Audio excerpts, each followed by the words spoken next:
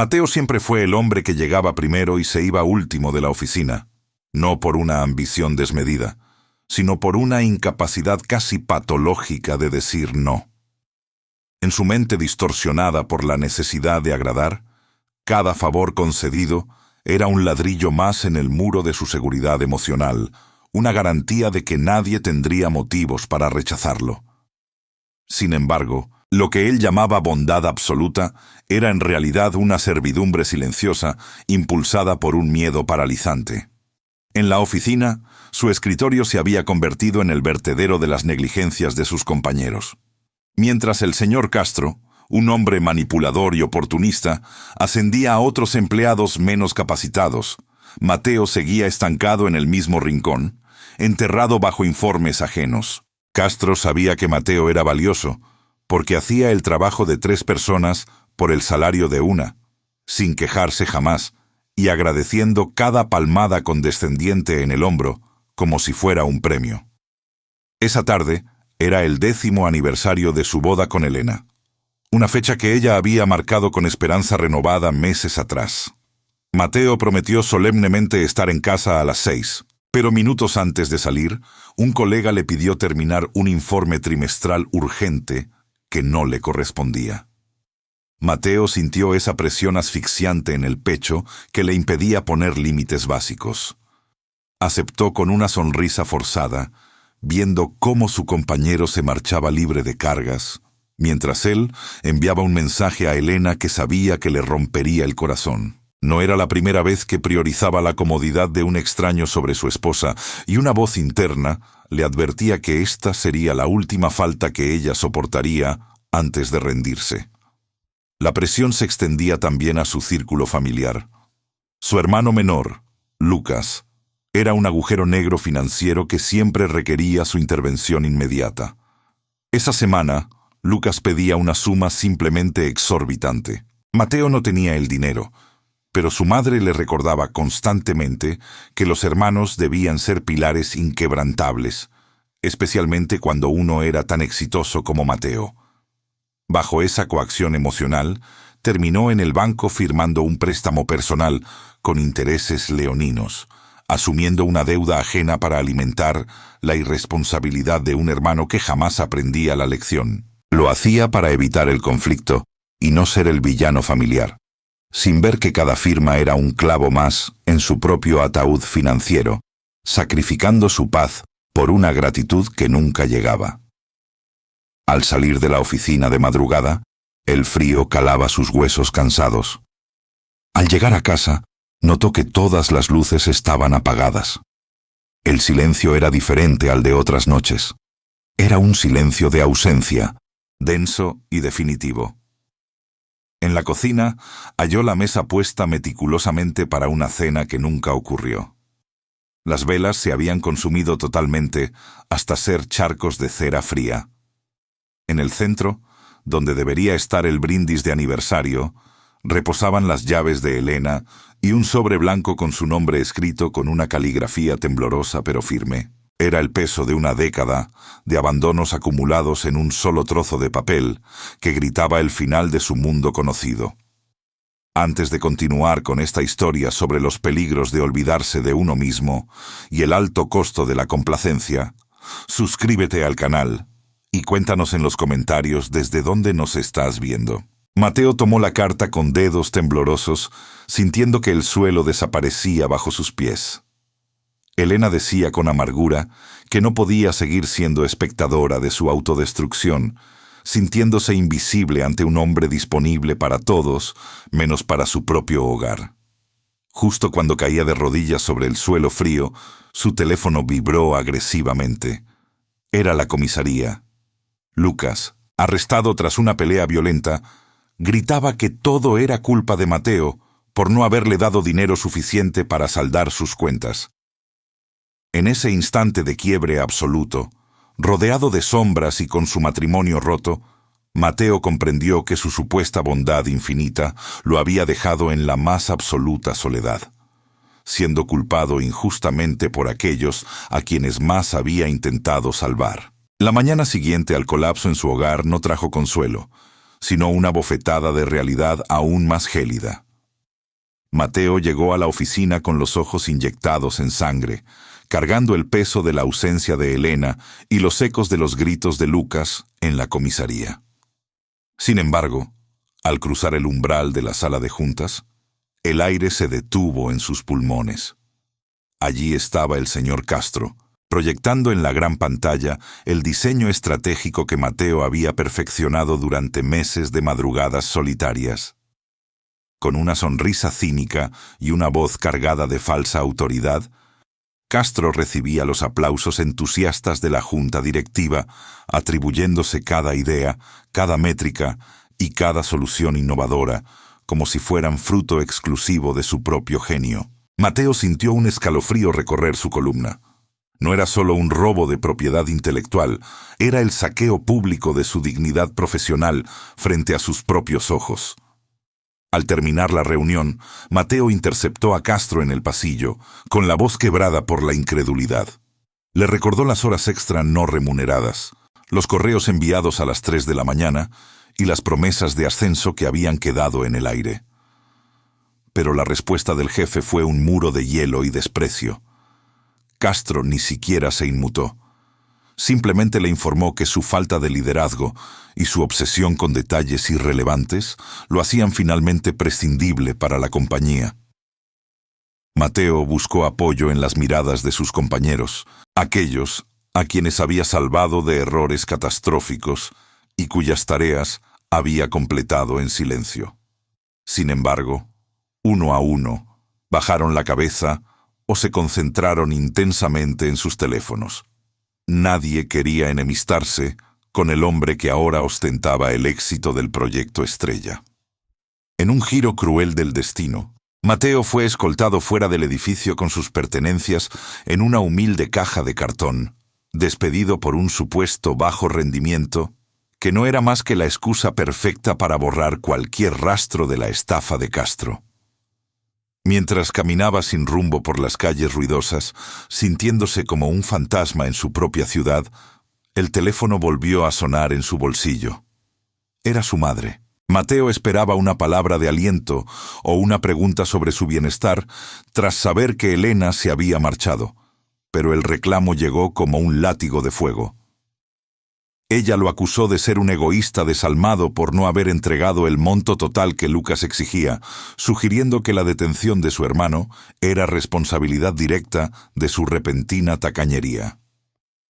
Por primera vez en su vida, Mateo escuchó la palabra egoísta dirigida hacia él. Precisamente el hombre que había hipotecado su propio futuro para alimentar la irresponsabilidad de un hermano que nunca se esforzaba. La ironía era una herida abierta. Cuanto más daba, más se esperaba de él, y cualquier límite que intentara poner era visto como una traición imperdonable por aquellos que se habían acostumbrado a vivir parasitariamente de su sacrificio constante. Al regresar al apartamento vacío, donde el olor del perfume de Elena aún flotaba en el aire como un reproche, el silencio se volvió un enemigo tangible. Las deudas del préstamo que pidió para Lucas ahora eran una soga apretada alrededor de su cuello. Y sin empleo ni ahorros, el panorama era desolador. Esa tarde, un viejo amigo en común lo llamó para entregarle unas pertenencias que Elena había olvidado en su apresurada partida. En medio de la conversación, la verdad surgió como un relámpago. Elena no lo dejó porque el amor se hubiera extinguido. Se fue porque le dolía demasiado ver cómo Mateo permitía que el mundo lo pisoteara. Ella no podía seguir amando a un hombre que se odiaba tanto a sí mismo como para no tener fronteras. Un hombre que se desdibujaba intentando dar color a las vidas ajenas mientras la suya propia se volvía gris y transparente. La revelación fue más dolorosa que el abandono mismo. Su supuesta bondad era, en realidad, la forma más extrema de abandono personal. Mateo se detuvo frente al espejo del pasillo y encendió la luz. La imagen que le devolvía el cristal era la de un extraño, un hombre marchito, con los hombros hundidos por el peso de cargas que jamás le pertenecieron. Comprendió que su identidad se había construido sobre la arena movediza de la aprobación externa. Había sido el bueno para evitar ser el rechazado, pero al final se encontró con ambos destinos entrelazados en una soledad absoluta. El dolor se transformó entonces en una combustión lenta, una rabia sorda que comenzaba a quemar los restos de su antigua sumisión. No era bondad lo que sentía ahora. Era el vacío de quien lo ha perdido todo por no saber decir no. Con la intención de cerrar sus cuentas personales y buscar alguna salida legal a su despido, Mateo se sentó frente a su vieja computadora. Revisando archivos antiguos para limpiar su rastro, sus ojos se toparon con una carpeta oculta que había guardado por inercia meses atrás. Eran registros de comunicaciones externas y borradores, donde se detallaba cómo Castro había manipulado los presupuestos para desviar fondos, obligando a Mateo a cubrir las huellas bajo el disfraz de proyectos especiales. Tenía en sus manos la prueba irrefutable del fraude y la corrupción que sostenían el imperio de su antiguo jefe. Por primera vez en décadas, Mateo no sintió el impulso de perdonar o de callar para mantener la paz social. Sintió el frío y afilado acero de la justicia propia. La víctima estaba desapareciendo, y en su lugar, algo mucho más peligroso para sus enemigos comenzaba a despertar entre los escombros de su antigua vida. Mateo se despertó a la mañana siguiente con una sensación completamente desconocida. El peso opresivo en su pecho, aquel que lo había acompañado durante años como una armadura invisible de culpa y ansiedad, se había evaporado. Ya no quedaban rastros del hombre que pedía perdón por ocupar espacio o que buscaba obsesivamente en la mirada de los demás el permiso para existir. Se vistió con una calma gélida y deliberada, eligiendo su mejor traje oscuro, no como un disfraz de sumisión para agradar a otros, sino como el uniforme de batalla de alguien que finalmente ha decidido reclamar el control de su propia vida.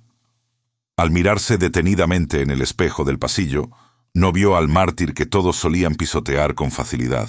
Vio a un hombre que había entendido que la verdadera bondad no es un cheque en blanco para el abuso ajeno.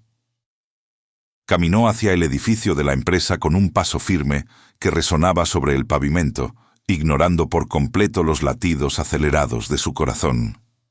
No estaba allí para suplicar humildemente, por supuesto, ni para tratar de convencer a sus antiguos compañeros de su valía profesional. Entró en la sala de juntas con una determinación implacable, justo cuando el señor Castro comenzaba una nueva presentación, rodeado de la misma junta directiva que apenas días atrás lo había vitoreado como a un genio.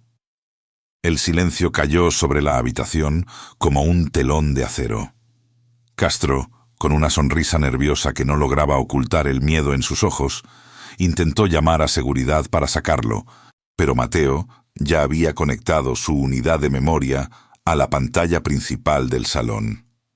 Sin pronunciar una sola palabra, cargada de odio, manteniendo una asertividad que cortaba el aire como un cuchillo, Mateo comenzó a proyectar la evidencia definitiva. Correos electrónicos internos, registros de transferencias financieras manipuladas, y las pruebas irrefutables de que el proyecto estrella de la compañía era un fraude intelectual diseñado por él y saqueado descaradamente por su jefe. La caída del señor Castro fue estrepitosa y humillante frente a todos sus iguales. En menos de una hora, el hombre que se creía intocable y superior fue escoltado fuera del edificio bajo la mirada gélida y reprobatoria de los mismos directivos que antes lo adulaban sin descanso. El presidente de la compañía, abrumado por la magnitud del engaño, se acercó a Mateo con una oferta generosa y urgente.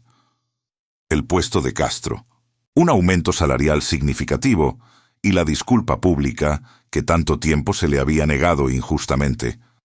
Sin embargo, Mateo solo sonrió levemente y por primera vez en su carrera dijo que no. Explicó con serenidad que no deseaba heredar un trono corporativo construido sobre la traición y que prefería iniciar su propio proyecto personal bajo sus propias reglas y su propia visión del mundo.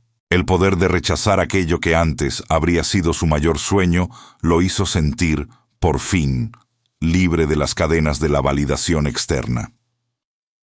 Su siguiente parada fue el centro de visitas de la prisión.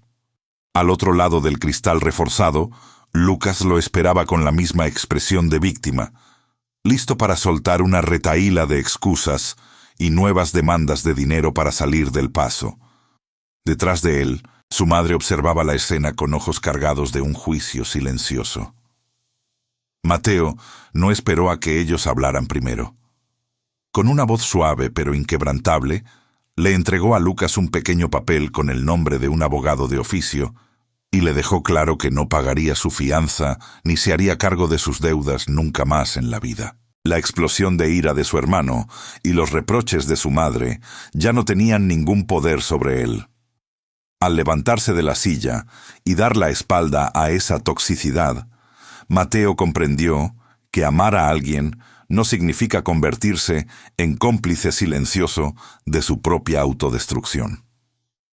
Al romper ese ciclo de codependencia, no solo se estaba salvando a sí mismo, sino que le estaba entregando a Lucas la única oportunidad real de enfrentar las consecuencias de sus actos y madurar. Días después, se encontró con Elena en una pequeña y tranquila cafetería. No hubo súplicas desesperadas ni promesas vacías. Mateo no buscaba que ella regresara para llenar su vacío existencial, sino que quería que viera al hombre íntegro en el que se había transformado tras el colapso absoluto. Hablaron durante horas sobre el futuro y la importancia vital de establecer límites saludables en cualquier relación.